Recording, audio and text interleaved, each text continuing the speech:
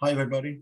Part two of stuff shared by Jerome that he shared on the French Wrecking Crew site. So I'll pop that up.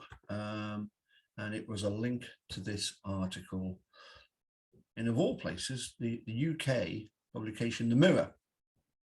And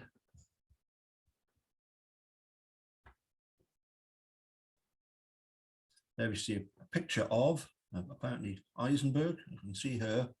Looks like it might be this peavy toe.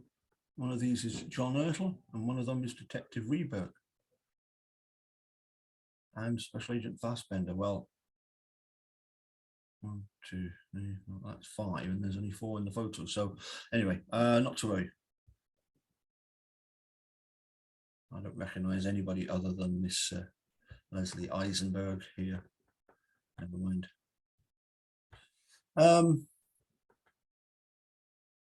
Making a Murder. Stephen Avery's freedom battle, boosted by claims FBI evidence, doesn't prove Bones were Teresa Halbach's. Spoiler alert, Stephen Avery's lawyer, Kathleen Zellner, has been sent new bombshell claims that completely counteract the state's case, giving fresh hopes for appeal.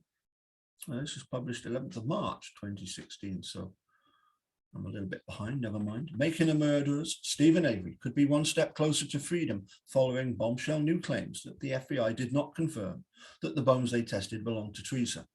The allegations contained in court transcripts and evidence logs purport to show that Wisconsin State DNA expert Sherry Culhane sent only charred material.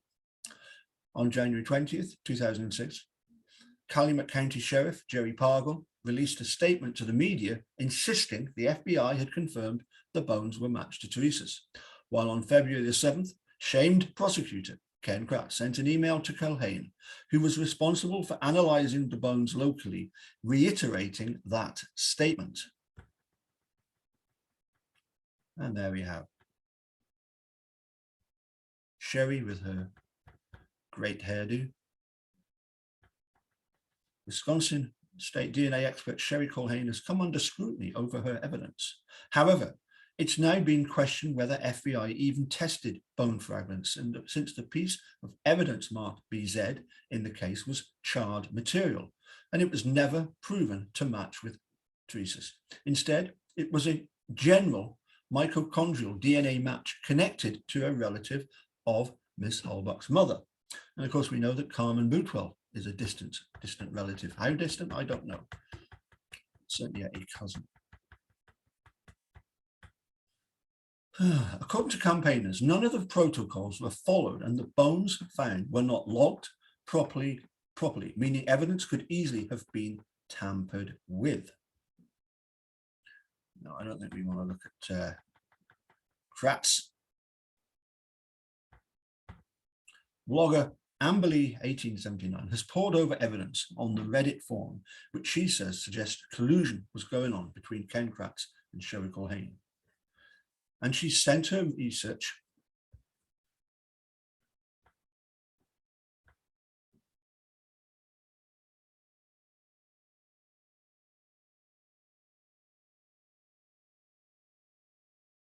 Kratz opening statement.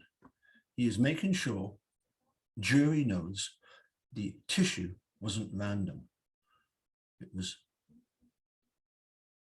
something bone. Okay, let's read what it says here. And this blogger, as she's called, Amberly, I think I've got that right, yes. Blogger Amberly 1879 has poured over evidence on the Reddit forum, which she says suggests collusion was going on between Kratz and Sherry Culhane. What a surprise.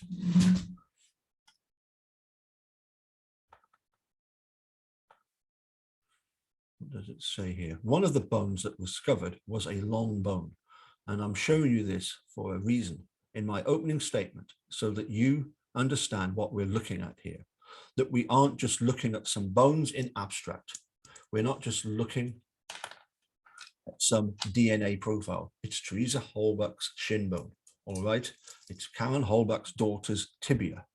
And attached to Teresa Halbach's tibia was some tissue Now, despite Mr. Avery, the evidence will show that despite Mr. Avery's efforts to completely obliterate all these bones by burning, to incinerate these bones completely, this bone survived. This tissue that was on the bone survived, which allowed a DNA match, which allowed the state of Wisconsin analyst, guess who? Sherry Culhane, when she performed on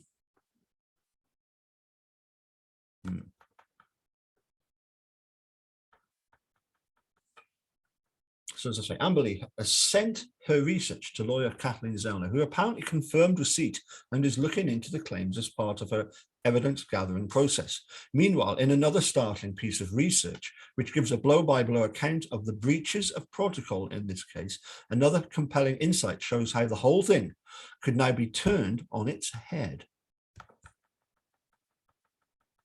Bone and teeth fragments, which were found in a fire pit behind Stephen Avery's trailer.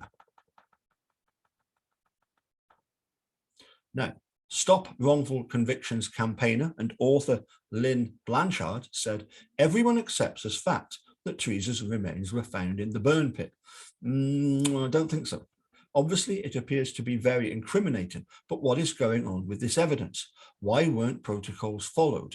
No coroner, forensic anthropologist, arson investigator, or photographer was called to the scene when the evidence was discovered.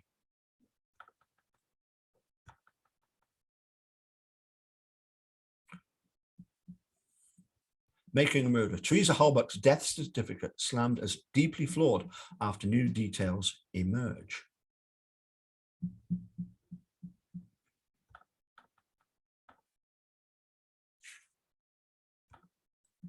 They had all these high-paid experts at their disposal and didn't call on them until after the evidence had been shoveled up and taken to the sheriff's office.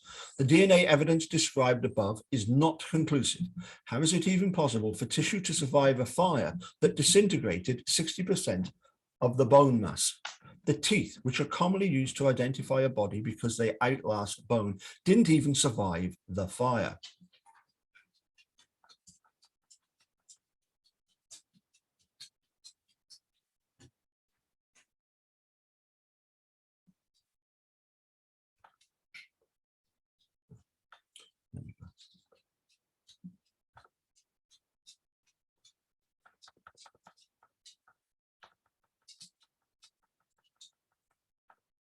Something's wrong, and it becomes difficult to accept this evidence as presented.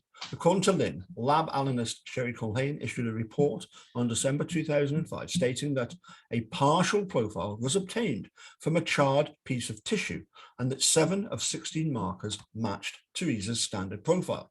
She added, the absence of a chain of custody of the bones is critical because it could very well have rendered it inadmissible. What happened?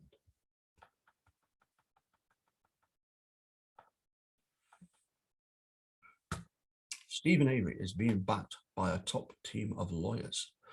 They brought in the state officials right away to ensure that everything would be properly handled. Who dropped the ball? It is very suspicious given everything else that happened in this case.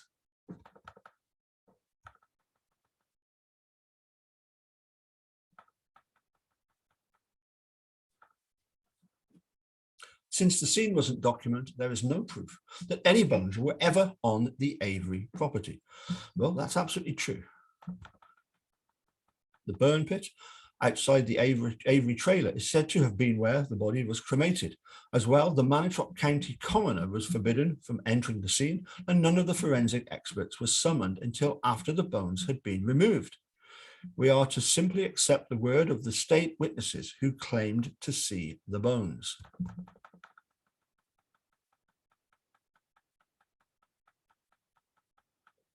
That seems to be it. Oh, well, good on the Mirror for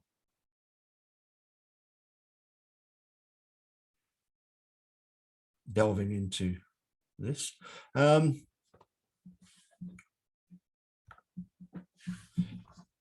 It's certainly suspicious, but it's when you get actual facts that Zellner can use.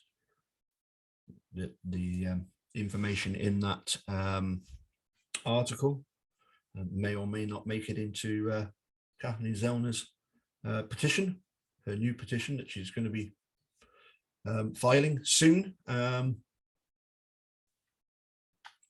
Anyway, as usual, I'll leave the link below so you can check out that article. As I say, it's interesting, isn't it, that even here in the UK, the Mirror still covering the case. It's still big news.